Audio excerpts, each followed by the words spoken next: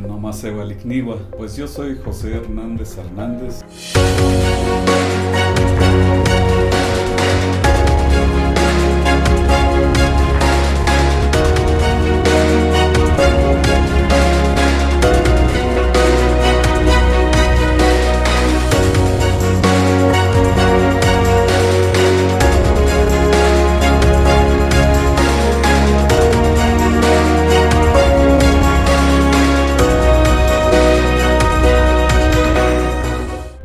Nací el 14 de octubre de 1970 en la localidad indígena náhuatl de Xohual, municipio de Chicontepec, Veracruz. A los 2 años, mis padres se trasladaron a Coatzapotl, una localidad vecina de Xohual, porque mi padre se fue a trabajar de ranchero. Recuerdo que en 1978, a la edad de 8 años, por cierto, ingresé a la escuela primaria Rafael Valenzuela, que estaba en la cabecera municipal de Chicontepec, Veracruz, en donde estudié pues en esa escuela hasta el 5º grado. De Coatzapotl a Chicontepec pues nos hacíamos un trayecto de 2 horas y media. De ida y vuelta pues eran 5 horas diarias, ¿no?, de camino. Pues el 6º de primaria lo estudié en la escuela Adolfo López Mateos, o igual otra primaria que estaba ahí en la cabecera municipal de Chicontepec, Veracruz. La secundaria igual la cursé en la cabecera municipal de Chicontepec, Veracruz. Para esa época ya afortunadamente vivíamos en la cabecera municipal, ¿no? Ya no tenían que caminar las 5 horas diarias. Pero pues me dedicaba a trabajar pues en lo que una persona de esa edad puede hacer, pues haciendo mandados en cualquier actividad en donde me ganaba la comida. Concluí la secundaria en la cabecera municipal y pues estudié después el bachillerato en la Escuela de Bachilleres Ingeniero Adalberto Tejeda Olivares, que era una escuela de cooperación. Aportábamos voluntariamente nosotros cierta cantidad, muy mínima por cierto, y con ello le pagaban a las profesoras y profesores. Eran voluntarios, ¿no?, que eran médicas, médicos, ingenieras, ingenieros, maestros de primaria que iban a darnos clases en forma voluntaria, y pues afortunadamente concluí la preparatoria. Posteriormente pues había que salir del pueblo, ¿no?, porque lo único que teníamos era la posibilidad de salir de allá para estudiar, y pues desde muy pequeño había tenido la idea de estudiar Derecho. Estaba a trabajar chiquito. Desde chiquitos empezaron a trabajar ellos. Pues cuando ellos estaban chiquitos venían a la escuela, se llamaba Chicontepec, a donde venían, desde el rancho. Venían caminando porque no había carretera. Pues pensé bien que se vinieran porque es que su hermana vivía aquí. Ya empezaron a estudiar acá. Yo les decía que se vayan porque pues, es bien para ellos. Buscaban para buscar la vida. Va a estudiar porque le echaba ganas de él. Les dábamos permiso que se vayan a donde ellos decían que van a ir a estudiar. Entonces, yo pienso que está bien porque pues, es su trabajo para ellos.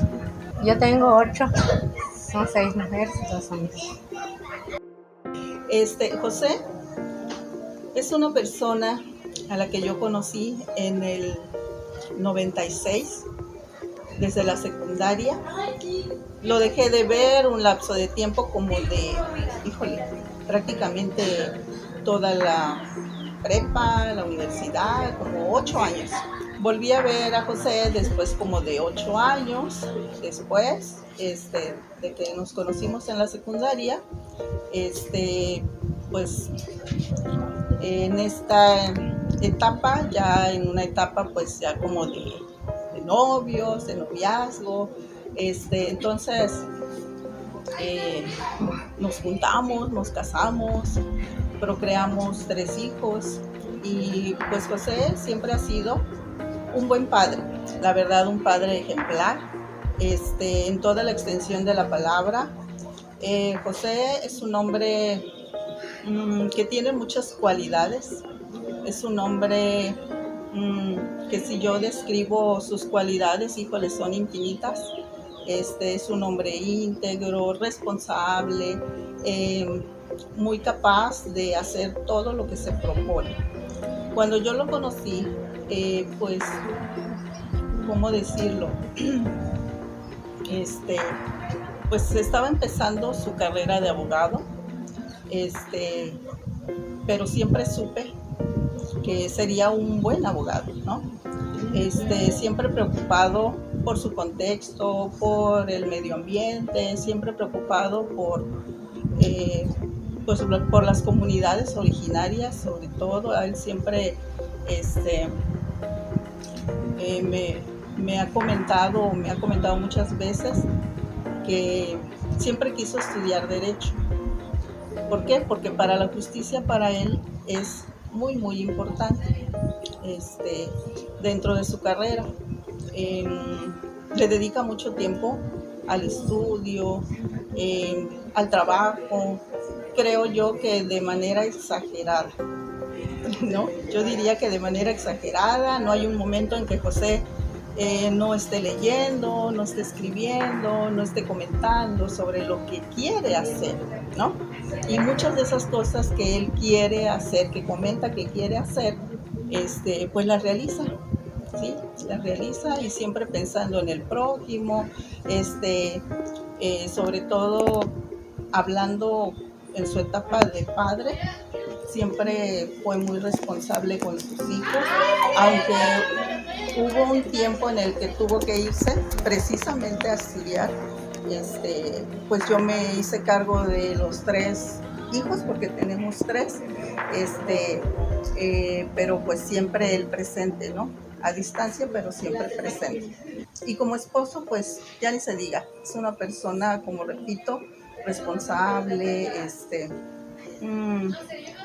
coherente con lo que dice y hace. Muy buenas tardes, soy Tirso Bautista Cárdenas, originario del municipio de Chicontepec, y hoy me siento muy contento de poder hablar, de poder dar testimonio de una persona que proviene desde mi tierra, desde los orígenes comunes de aquellos que nacemos en la tierra de la Huasteca, específicamente en el municipio de Chicontepec, y todavía más, de manera específica, en un contexto rural e indígena. En aquellas tierras de la Huasteca, un denominador común es nuestra lengua madre, el náhuatl. Para los que hemos nacido allá, guardamos siempre en el corazón y en el pensamiento de aquellos que conviven con nosotros, de nuestros padres, de nuestros abuelos, de toda nuestra familia y de nuestros amigos. En ese contexto, quiero decirles a todos que la vida me ha dado la oportunidad de conocer a hermanos que, como yo, provenimos de esos lugares, para muchos marginados, pero para nosotros llenos de una riqueza biológica y cultural. Y decir que me da gusto es porque hoy quiero comentarles, quiero decirles que mi hermano, o mi yolicne, como yo le digo, José Hernández Hernández, al igual que un servidor, nacimos en aquella tierra, crecimos, transitamos las mismas veredas junto a nuestros padres. Cotidianamente le arrancamos a la madre naturaleza el sustento que nos permitió ir creciendo, el sustento que para la cultura occidental pudiera ser una comida muy pobre, pero nuestra comida era, como decía hace un rato, arrancada desde la madre naturaleza. Entonces, José Hernández Hernández proviene de esa familia donde el trabajo era nuestra pasión y seguirá siendo por siempre, donde nuestros valores culturales siempre se han manifestado y jamás dejarán de estar en nuestra existencia. Con José Hernández Hernández aprendimos los secretos de la madre naturaleza. Aprendimos el valor de nuestra lengua y crecimos con la cosmovisión indígena, porque esta cosmovisión es la que nos ha mantenido firmes. Hemos transitado por tantos lugares. Yo me recuerdo que cuando niños y compartíamos el lonche con otros también, era demostrar que la solidaridad, que la hermandad y que la honestidad ha sido siempre en nuestras raíces. Nuestros padres siempre nos inculcaron a compartir con aquellos que no tienen, con aquellos que necesitan de nosotros. Por eso José Hernández Hernández, después de cursar sus estudios primarios, busca y sigue buscando la preparación académica. Estamos aquí para hacer una remembranza de lo que es José Hernández, un profesionista que viene de ámbitos totalmente indígenas, en donde tuvo que luchar mucho para poder alcanzar el estatus que ahora guarda. A José lo conocí muy jovencito. Yo iba mucho a Chicontepec a realizar tareas porque fui presidenta de la Comisión de Derechos Humanos del Estado de Veracruz. Entonces empecé a ir y los empecé a conocer más. Seguimos después en contacto intermitente, José y yo, porque nos íbamos encontrando esporádicamente, porque él vino y empezó a trabajar para poder hacer sus estudios y pagarse lo que necesitaban aquí. Entonces, tengo entendido que empezó a trabajar con la doctora Gallos. Entonces, ahí él estaba trabajando y posteriormente él tenía que seguir estudiando y siguió estudiando. Y en un momento dado me lo encontré en una aula en donde yo daba clase y ahí empezamos a tener un mayor contacto y nos empezamos a conocer más. Él terminó su carrera y posteriormente, a los años, a mí me hacen presidenta de la Comisión de Derechos Humanos del Estado de Veracruz, en donde yo entré y empecé a crear las delegaciones indígenas. Y entonces invité a José a que fuera delegado de Chicontepec. ¿Por qué? Porque él era de allá, porque tenía muchos conocidos, porque hablaba el idioma náhuatl y porque era la persona idónea, era abogado ya, y era la persona más adecuada para representar a la comisión, y ellos recibían quejas de las comunidades y ya las traían aquí a Jalapa y aquí se resolvían las cosas. Pero él estuvo trabajando, pues, todo el tiempo casi que yo estuve, él estuvo trabajando en la Comisión de Derechos Humanos.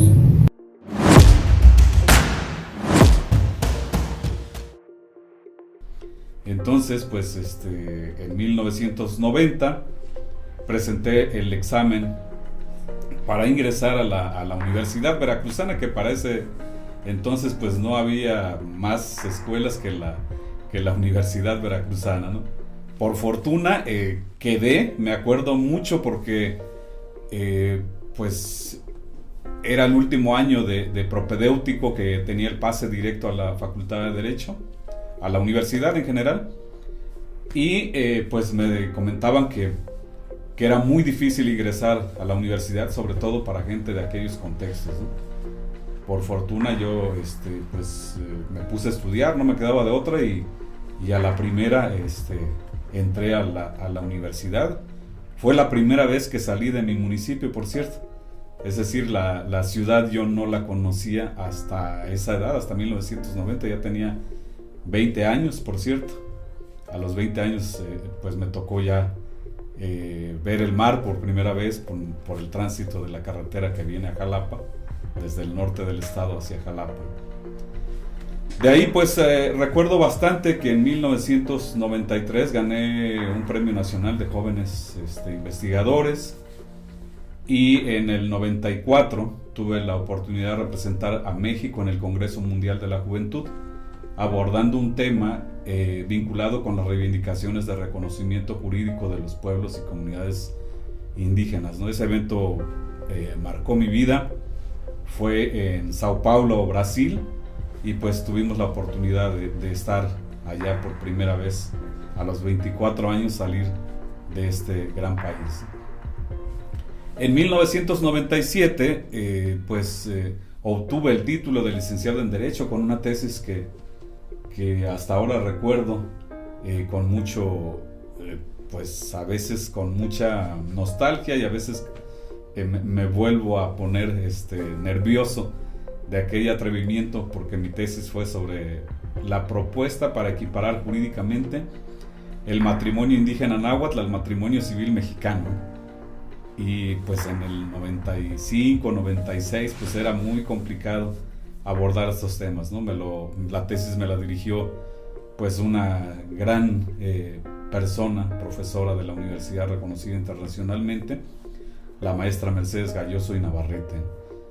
Pues por fortuna aprobé ese examen, ¿no?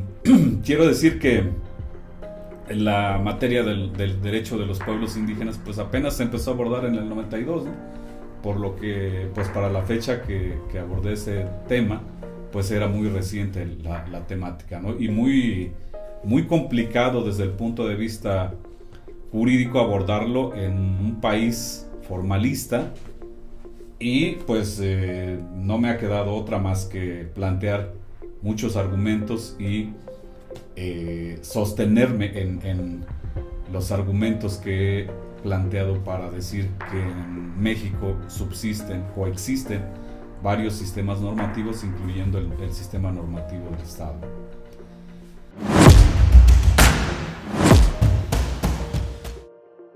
Porque cuando uno conoce el mundo occidental, sabe que se enfrenta uno a un reto: tener las competencias necesarias para poder desenvolverse en un contexto urbano.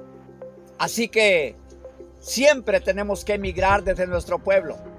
Duele, porque duele dejar a la familia, duele dejar a los nuestros, pero al igual que un servidor, José Hernández Hernández, buscó la ciudad para poder conquistar este mundo cuando ya traíamos nuestro bagaje indígena.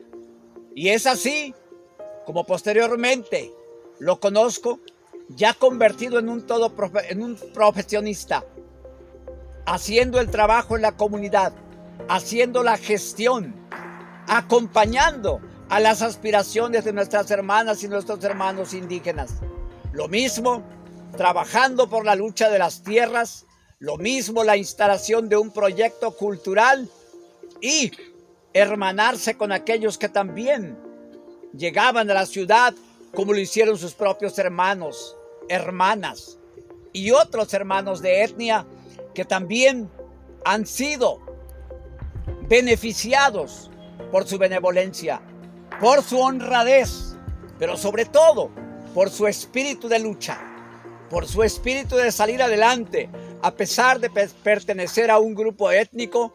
Y cuando los tiempos políticos, económicos y culturales estaban todavía más complicados que en la actualidad, a través de las becas del INI, a través de los apoyos, tanto gubernamentales como de otras instancias, le valieron para poder seguir preparándose, le valieron para alcanzar esa sapiencia intelectual desde el ámbito jurídico. Y es por eso que en este día yo me siento muy orgulloso de hablar de él. Y no me cuesta trabajo, porque cuando se conoce a alguien desde sus raíces, no hay que preparar nada, no hay que maquilar nada, sino simplemente abrir el corazón, abrir el pensamiento y el recuerdo de nuestra tierra, de nuestros orígenes, de nuestras cosas comunes que hoy están en la capital. Porque al igual que él, hoy he conocido una gran parte, no solo de nuestro país, sino otros países del mundo. Y por ello me siento muy orgulloso de ser su amigo, de ser su familia, de ser su conocido y sobre todo de tener en él un aliado para nuestros pueblos originarios, toda vez que aún existen asimetrías desde los diferentes temas para poder atender a nuestra población. Hemos crecido en los ámbitos teóricos, hay reglamentos, pero hace falta transitar más. Hace falta hacer valer lo que hoy marca el segundo constitucional. Y desde ese entramado jurídico, yo sé, estoy consciente y me late que José Hernández hará un papel fundamental. Seguirá en la lucha, seguirá dirigiendo su mirada allá donde decimos nosotros, donde tenemos el ombligo enterrado. Nunca lo olvidaremos porque lo llevamos en la sangre, lo llevamos en los huesos, en la conciencia y en nuestros actos. Por eso hoy me atrevo a hablar de esta manera de mi hermano José Hernández. Era muy buen estudiante, era una persona muy cumplida, era una persona inteligente y que resolvía las cosas, muchas veces por su cuenta. Posteriormente, un tiempito nos dejamos de ver, él empezó aquí, hizo su maestría y empezó el doctorado, pero yo empecé a hacer también un doctorado en España. ¿Cuál va siendo mi sorpresa? Que me lo encuentro por allá. Yo estaba en la Universidad Nacional de Educación a Distancia, iba a presentar exámenes a España y en un momento dado nos encontramos en España y él estaba en la Universidad, Carlos III. Allá estuvo él estudiando con supermaestros, pues la gente que escribía en español sobre derechos humanos, que han sido unos pioneros de los derechos humanos. Posteriormente estuvimos allá, nos veíamos esporádicamente, porque yo iba solamente por épocas, él estaba allá permanentemente, y ahí estuvimos hasta que yo terminé y me vine, y él siguió y terminó y también se vino. Aquí él había dejado un doctorado terminado y tengo entendido que vino y se recibió de ese doctorado en el Instituto de Investigaciones Jurídicas de la Universidad Veracruzana. Él se ha distinguido por ser una persona sumamente cumplida, por ser un excelente estudiante, y en los trabajos siempre ha habido un cumplimiento que no se le puede pedir más. Entonces él es una persona que está sumamente capacitado. Son instancias muy buenas, pero muy difíciles para los trabajadores por el horario que exige y por toda la cantidad de una dedicación a prueba de fuego, la que se les exige en el Poder Judicial Federal. Entonces, él es una persona sumamente capacitada, tiene la capacitación porque tiene un conocimiento. De 1995 a 1999 trabajé en la Secretaría de Educación de Veracruz, al lado de otro de los grandes personajes que ha tenido este estado y este país, Yo lo llamaba una persona iluminada porque era una persona, además de ser un gran humanista, una persona muy sensible. Trabajé con el doctor Roberto Bravo Garzón ahí, y pues un gran aprendizaje haber trabajado con él, ¿no? Aprender de todas las habilidades y toda esa sabiduría que había acumulado él durante su conducción de la universidad, ¿no? Entonces, pues es una de los recuerdos más importantes y una de las formaciones más relevantes en mi vida profesional. De 1999 a 2001, pues fui designado visitador adjunto de la Comisión de Derechos Humanos del Estado de Veracruz, que fue un gran honor también trabajar ahí. Recuerdo bastante que la maestra Margarita Herrera Ortiz, una gran jurista veracruzana, por cierto, también, me mandó a fundar la representación étnica de esa Comisión de Derechos Humanos del Estado de Veracruz en mi municipio natal, ¿no? En Chicontepec, Veracruz, y que, por cierto, pues hicimos, creo yo, una labor relevante allá, porque la gente todos los días llegaba desde diferentes comunidades a esa oficina con la esperanza de que se resolvieran sus problemas legales que tenía, porque hay mucha injusticia en esa zona, y la sensación de injusticia es muy fuerte, porque han sido un municipio históricamente discriminado, queriendo ser asimilado a las instituciones del Estado. Entonces, para mí fue muy bonita la experiencia, ¿no? Regreso a Jalapa nuevamente, pues a seguir preparándome, porque teníamos que seguir formando nuestras capacidades intelectuales para seguir sosteniendo que en este país pues existen los sistemas normativos de los pueblos y comunidades indígenas de una temporalidad milenaria, ¿no?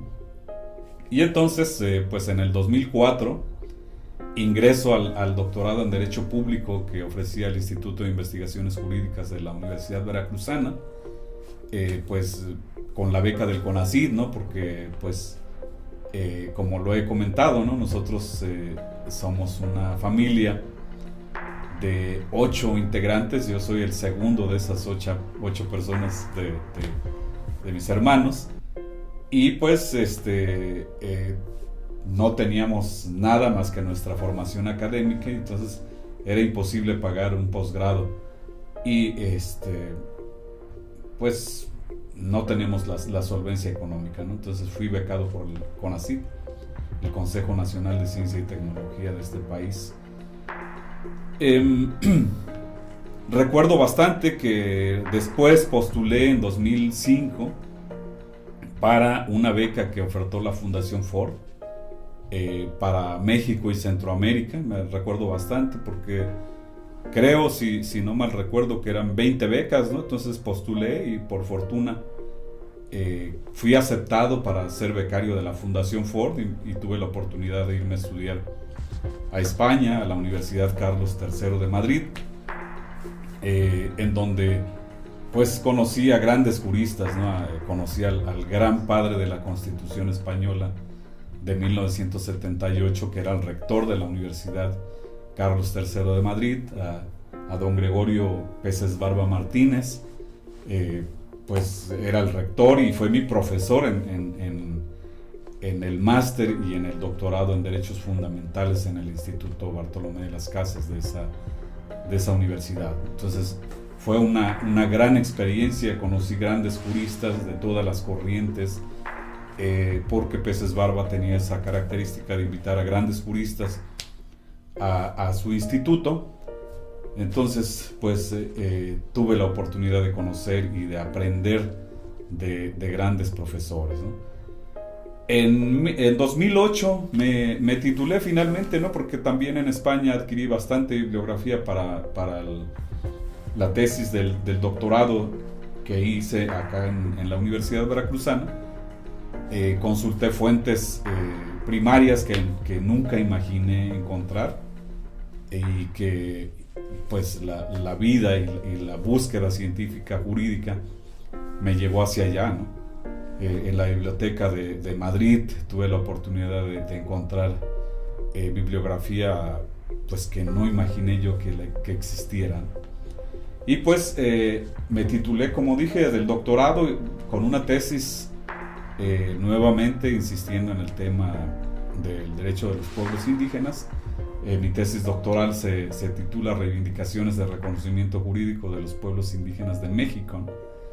Y ahí pues abordo pues la gran controversia de las casas Sepúlveda de 1551 y hago una analogía con las reivindicaciones del movimiento zapatista de 1994, que finalmente se ve materializada en una pequeña parte en la reforma constitucional indígena de 2001, ¿no? Que la verdad no fue todas las aspiraciones de los pueblos y comunidades indígenas, pero dio pauta para empezar a avanzar en la construcción de lo que hoy tenemos como un México con un sistema jurídico pluralista. Del 2008 hasta la fecha, pues he trabajado para el Consejo de la Judicatura Federal, básicamente. De inicio, pues tuve la oportunidad de ser defensor público federal, ¿no? Recuerdo que me mandaron a Tijuana, allá fue una de mis adscripciones como defensor público, y pues muchas satisfacciones. Después me cambiaron al puerto de Veracruz, ahí como defensor público, y pues igual muchas satisfacciones, ¿no? De la defensa de las personas migrantes. Nunca me imaginé que iba a conocer asuntos de migrantes indígenas de Guatemala, de el sur del país, que habían sido detenidos por temas irrelevantes y que los internaron. En ese entonces recuerdo bastante, se estaba abriendo el Ceferezo 5 de Villa Aldama, y que por un tema de uso de documento falso los internaban ahí. Recuerdo bastante que la cónsul honoraria de Guatemala andaba muy preocupada por unos connacionales de ella, que ya los daban por muertos. Y pues el derecho tiene muchas herramientas para contribuir a la búsqueda de las personas que a veces se presumen desaparecidas, y a través de la Defensoría pues tuvimos la oportunidad de localizar a muchos que no estaban muertos, estaban internos en diversos reclusorios de alta o de máxima seguridad de este país, ¿no? Que habían sido procesados y algunos sentenciados sin derechos básicos en sus procesos, ¿no? Entonces, por fortuna, pues teníamos ya la preparación sólida y defendimos, creo, con pertinencia cultural, con pertinencia argumentativa a todas esas personas, y en muchos obtuvimos la libertad de ellos, ¿no? En 2010, si no mal recuerdo, me paso del otro lado de la barandilla en el Consejo de la Judicatura Federal, y pues me vuelvo secretario de un juzgado de distrito en Villahermosa, que fue mi primer adscripción dentro del Poder Judicial de la Federación. De ahí he tenido un desfile por varios circuitos del país, ¿no? Estuve en el Estado de México, en Naucalpan. Después de ahí nos fuimos a Querétaro. Después de ahí me fui a la Ciudad de México. Regresé a Jalapa. Posteriormente pues ya estuve más en otros órganos judiciales, jurisdiccionales, juzgados de distrito, básicamente de diferentes especialidades, ¿no? Estuve en amparo penal, estuve en amparo en materia de trabajo, estuve en amparo en materia mixta, y después pues me fui al colegiado en materia administrativa, que es donde más tiempo he estado. Pero pues la vida profesional va abriendo nuevas nuevos espacios y pues tuve la oportunidad de ser director de Derechos Humanos del Consejo de la Judicatura Federal también, un trabajo muy muy interesante en donde creo que el Consejo de la Judicatura Federal pues tiene un excelente espacio para hacer la difusión de tanta labor jurisdiccional que se hace por los juzgados, por los tribunales colegiados, por la corte, pero que no se muestra, que la sociedad no conoce qué se hace desde ahí adentro. Lo propuse, me acuerdo bastante de una propuesta que me quedé pues un poco triste porque no se llevó a cabo, ¿no? Propuse al entonces presidente del Consejo de la Judicatura Federal que se difundieran las sentencias donde los pueblos y comunidades indígenas habían sido partes y sobre todo donde habían obtenido las sentencias favorables, y que esas sentencias se tradujeran a las lenguas indígenas del país y que se difundieran a través de las radios comunitarias que tiene el Instituto Nacional de los Pueblos Indígenas, para que esas comunidades que habían sido pues las destinatarias de sentencias favorables conocieran qué está haciendo el Poder Judicial de la Federación. No lo hicieron.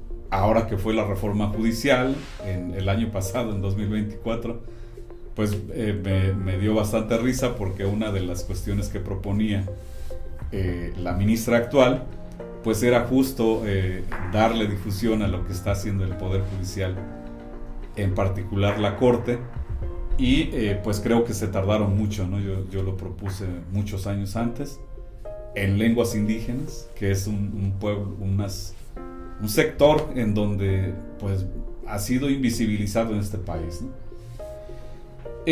Pues después tuve la oportunidad de trabajar en la visitaduría judicial. He sido secretario técnico en la visitaduría judicial del Consejo de la Judicatura Federal. Ahí básicamente hacíamos investigaciones para la obtención de medios de prueba respecto de conductas que se le atribuyen a servidores públicos del Poder Judicial de la Federación, ¿no? Llámense magistrados, jueces, secretarios, actuarios. Muy bonita labor porque da la oportunidad de conocer las inconformidades de las personas trabajadoras del Poder Judicial de la Federación y contribuir en la obtención de medios de prueba para ir eliminando sobre todo el acoso laboral, que es una cuestión de las que existen bastantes quejas en el Poder Judicial de la Federación. Me tocó constatarlo, hay algunas cuestiones que sí eran un poco preocupantes, y en 2023 y 2024 pues también me tocó estar en la Dirección General de Gestión Judicial, fungiendo ahí como secretario técnico. Pues el secretario técnico hace bastante labor en la Dirección General de Gestión Judicial. Pues para los que no están familiarizados, es el área en donde se diseña, se programa, se evalúa incluso cómo funciona el sistema de justicia electrónica en este país, ¿no? Ahora ya, pues tal vez hemos escuchado en la televisión, en la radio, o leído a través de las redes, que hay gente que presenta su demanda de amparo vía electrónica, ¿no? Y que pues su tramitación es más rápida, la comunicación con las autoridades con las que ya se tiene una interconexión es muy práctica. Se deja de usar papel prácticamente. A través de una firma electrónica pues tiene la certeza de que la autoridad reciba la petición de informe. La autoridad, cuando la envía, tiene la certeza a través de un acuse que pues quien se le pidió el informe ha recibido satisfactoriamente el informe. Entonces, un trabajo muy bonito que creo que ha contribuido integralmente en mi formación profesional. Y la otra parte, pues, les decía que que la vida va llevándolo a uno por tareas que no imaginaba yo de niño, ¿no? Recuerdo que en 2005, 2006 empecé a dar clases en la Universidad Veracruzana, en la licenciatura, y pues después de haber hecho el doctorado, después de haber realizado los estudios en España, pues la universidad ha sido muy hospitalaria, diría yo, en invitarme con frecuencia a dar clases en la licenciatura, en la maestría en Derechos Humanos que tienen, en el doctorado que tiene en el Instituto de Investigaciones Jurídicas, la propia Suprema Corte de Justicia de la Nación en sus casas de la cultura, pues me han llamado para hablar de temas de amparo, de temas de derechos humanos, de temas sobre derechos de pueblos indígenas. El Instituto de la Judicatura Federal, que ahora se llama Escuela Federal de Formación Judicial, pues me ha invitado. Y así ha ido pues avanzando los tiempos. Ya pasaron bastantes añitos de allá de 1970 que nací en Xochitl, y pues qué gran satisfacción para mí que el Congreso del Estado de Veracruz, por ejemplo, me invite bastantes veces. Con frecuencia me han invitado para dar opiniones sobre reforma de leyes en materia de derechos humanos, en materia judicial, en materia de derechos de pueblos indígenas. Justo el 2019 tuve el honor de conformar parte del grupo de expertos sobre derechos de pueblos indígenas que conformó la Secretaría de Gobernación y el Instituto Nacional de los Pueblos Indígenas, ¿no? Y en esa labor, pues básicamente nosotros hicimos una labor técnica, jurídica, que por fortuna desembocó en la reforma al artículo 2 de la Constitución Política de los Estados Unidos Mexicanos, que se publicó el 30 de septiembre del año pasado, de 2024, que por cierto se aprobó por unanimidad, ¿no? Una cuestión sorprendente porque pues recordarán que el 2024 hubo un gran debate sobre otras reformas, casualmente que me tocó vivir ahora sí en esta doble faceta que tengo, o múltiples facetas que tengo, pero por lo menos en dos que me impactan directamente. La reforma judicial al Poder Judicial Federal, pues que fue muy debatida, todo el mundo lo vimos por todos los medios, que al final pues se aprobó forzadamente, ¿no? Como todos sabemos, pero por otro lado con gran satisfacción, porque pues contribuí directamente, se aprobó por unanimidad el artículo 2 de la Constitución. Y pues bueno, he tenido esas grandes satisfacciones. Jamás pensé que algún día iba a ser útil a la sociedad y al país, diría yo, para estas cuestiones tan relevantes que he podido aportar en mi vida profesional. Y pues es un gusto compartirla con mis amigas, amigos, con mis compañeros de trabajo, con las alumnas, alumnos con los que he tenido la oportunidad de interactuar. Y creo yo que la vida nos tiene siempre un lugar y por eso nos da esta oportunidad de salir de contextos muy difíciles, pero que a pesar de ser muy difíciles, creo que dan la fortaleza para que uno pueda afrontar la vida con mayor fortaleza, sobre todo ahora, ¿no? El año pasado me acuerdo que todos mis compañeros del Poder Judicial Federal estaban muy preocupados por su situación laboral, ¿no? Que pues ¿qué harían si colapsa el Poder Judicial Federal? ¿Qué harían si se quedan sin trabajo? Y y me preguntaban, oiga, a usted lo vemos tan tranquilo que como que no le preocupa qué pueda pasarle al Poder Judicial Federal. Y yo les decía, ¿no? Pues bueno, hay que hacer lo que nos toca. Si es posible defender al Poder Judicial Federal, pues hay que defenderlo porque es una institución del Estado mexicano que, en mi opinión, es el mejor órgano del Poder Judicial, de los poderes del Estado mexicano. Funciona como un reloj. Hay una cultura de la ética de la función comprometida realmente. Hay un recurso humano de alta valía. Y entonces yo les comentaba que había que defenderlo, ¿no? Pero una vez que se aprobó la reforma judicial, les comenté, bueno, pues ahora nos toca defenderlo desde nuestros ámbitos y pues los únicos más capacitados y con la calidad moral que hay para defender al Poder Judicial somos quienes estamos adentro, y pues tenemos que seguir haciendo una gran labor.